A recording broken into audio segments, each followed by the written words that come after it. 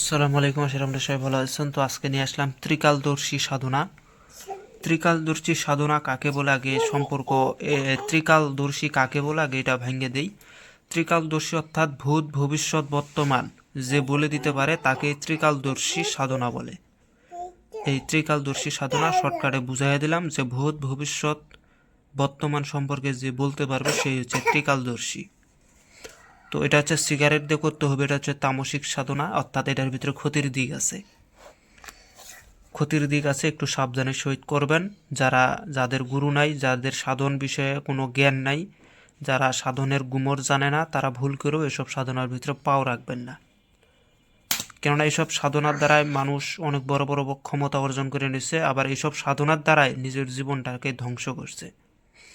সাধনা শুনতে সহজ, কিন্তু এটাকে করতে খুবই কঠিন ব্যাপার। হ্যাঁ, করতে কঠিন ব্যাপার একমাত্র তার জন্যই সহজ হয় যে হচ্ছে গুরুর শরণাপন্ন হইয়া সাধনা করে, অর্থাৎ গুরুর পরামর্শ অনুযায়ী সাধনা করে, তার জন্যে সহজ। একদিন গৌরনাথকে বলা হয়েছিল যে গৌরনাথ, তুমি আমার জন্য করে একটু খাদ্য নিয়ে আসো। প্রথমবারে খাদ্য এনে দিছে, খাদ্য তার গুরুর ভাল লাগছে, সে আবারই তার গুরু হুকুম দিছে তুমি আমার জন্য খাদ্য নিয়ে আসো। যখন সে আবারই ওই একটা মহিলার বাড়িতে গেছিল, প্রথমবারে ওই মহিলার বাড়ি থেকে খাদ্য নিয়ে তার গুরুকে দিছে, দ্বিতীয়বার যখন গুরু বলছে যে আমার এই খাদ্যটা ভালো লাগছে আরও এনে দাও, তখন গৌরনাথ যখন আবার তার ওই মহিলার বাড়িতে গেছে, ওই মহিলা বলে তুমি এত খাদ্য দিয়ে করো কি, তুমি তো অঘরি নামে কলঙ্ক, মানে উল্টাপাল্টা কথা বলতেছে মহিলাটা। হ্যাঁ, তখন সে এই গৌরনাথ বলল যে এর বিনিময়ে, এই খাদ্যের বিনিময়ে আপনি যা চাবেন আমি আপনাকে তাই দেবো, তারপরও এই খাদ্যটা আপনি আমাকে দিবেন, কেননা এটা আমার ওস্তাদের পছন্দ হয়েছে। তখন সে বলে যে তোমার একটা চোখ দিয়ে দাও, মানে ইয়ার্কির ছলনায় হয়তো বলছে যে তোমার একটা চোখ দিয়ে দাও। গৌরনাথ কী করছে, একেবারে একটা চোখ তুলে তাকে দিয়ে দিছে। এই দৃশ্য দেখিয়া মহিলা খাবার টাবার ফাইলে দিয়ে দৌড়। হ্যাঁ, তখন সেই খাবার নিয়ে যায়, তখন আবার তার গুরুকে যখন দিল, তখন গুরু চায় দেখে তার একটা চোখ নাই। তখন তার গুরু হচ্ছে তাকে চোখটা ফেরত দিয়েছিল, এবং গুরু নিজেই বলছিল এটা আমি তোমার পরীক্ষা করার ক্ষেত্রে আমি তোমার সাথে এই ছলনাটা করছি, কিন্তু তুমি হচ্ছে আমার কথা তুমি রাখছো। হ্যাঁ, তো এখানে এটাই বোঝানো যায় যে গুরুর বাক্য যে সর্বদাই রক্ষা করে তার দ্বারাই সাধনা সহজ হয়ে যায়, কিন্তু এটার মার্কটা অর্থাৎ কঠিন একটা মার্ক।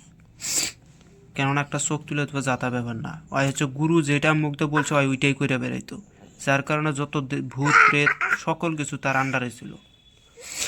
তো যাই হোক, আমি অত কিছু বলতে পারতেছি না, শরীরটা অসুস্থ, কথাবার্তার ভিতরে একটু সমস্যা হইতেছে, আমার শরীর কাঁপতেছে আমার। তো আমি নিয়মকানুনটা বলতেছি, দেখেন। শনিবারের দিন রাত 12টায় অথবা শনিবারের দিন 12টা অথবা রাত 12টায় একটি সিগারেট নিয়ে ছাদে বা কোনো নির্জন জায়গায় রেখে দিবে ও নিচের মন্ত্রটি 108 বার জপ করিবে। একই টাইমে প্রতিদিন এভাবে 11 দিন করিবে। শেষের দিন জপ শেষে সাদা ফুলের মালা কোনো